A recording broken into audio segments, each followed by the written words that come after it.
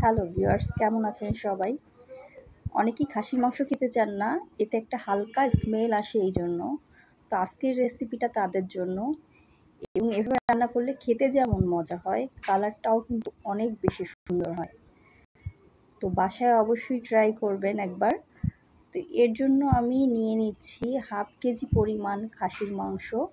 আমি এর সাথে কলিজাও নিয়ে নিয়েছি, অন্যান্য থাকে, আপনি চাইলে সলিডটাও নিতে পারেন। তো কড়াইতে 1 কাপ পরিমাণ তেল, 1 কাপ পরিমাণ পেঁয়াজ, এটা হালকা একটু লাল হলে, খুব বেশি ভাজার দরকার নাই। দিয়ে দিব তেজপাতা, 4-5 টুকরা দারচিনি, সম পরিমাণে এলাচ দিয়ে দিচ্ছি, লবঙ্গ দিয়ে দিচ্ছি 4-5টা। এটা তেলে ভাজতে থাকবো এবং যতক্ষণ না এর একটা অ্যারোমা বের হয় ততক্ষণ পর্যন্ত। এরপর আমি এটার মধ্যেই এই মাংসটা দিয়ে এই পেঁয়াজের মধ্যেই ভাজতে থাকবো। এটা হলে যেটা হয় যে খাসির যে একটা স্মেল আসে, যেটার জন্য অনেকে খেতে চান না, ওটা দূর হয়ে যায়। যতক্ষণ না এটার কালারটা চেঞ্জ হয়, পানিটা টেনে যাবে এবং কালারটা অনেকটাই চেঞ্জ হয়ে আসবে, একটু ভাজা ভাজা হবে, ততক্ষণ পর্যন্ত এটা নাড়তে হবে।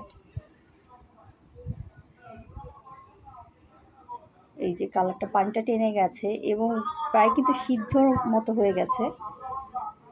নাড়তে নাড়তেই অর্ধেক সিদ্ধ হয়ে যায়। দিয়ে দিচ্ছি আধা চামচ আদা বাটা, জিরা বাটা আধা চামচ, 1 চামচ পরিমাণ রসুন বাটা।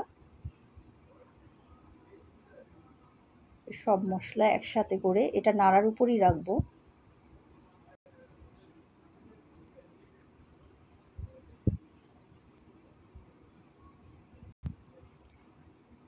হলুদ দিয়ে দিচ্ছি, ঝাল দিয়ে দিচ্ছি পরিমাণ মতো, আপনারা যে যেভাবে ঝাল খান বাড়িয়ে কমিয়ে নিতে পারেন।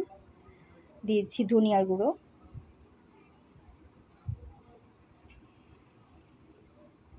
এটা মশলার মধ্যেই নাড়তে চাড়তে থাকবো, কষাতে থাকবো।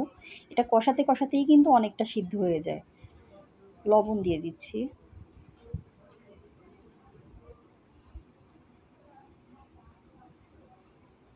এটা ভাজার উপর হয় কি, আপনার হচ্ছে স্বাদটাও বাড়ে, গন্ধটাও আসে না। হালকা পানি দিয়ে দেব, গরম পানি,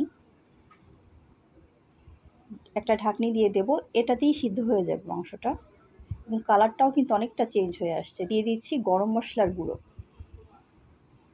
ভিডিওটা যদি ভালো লাগে একটা সাবস্ক্রাইব করে দেবেন।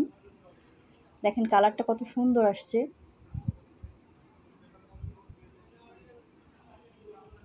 পুরোটাই হচ্ছে কড়ার মধ্যে আমি ভাজার মধ্যেই রেখেছি।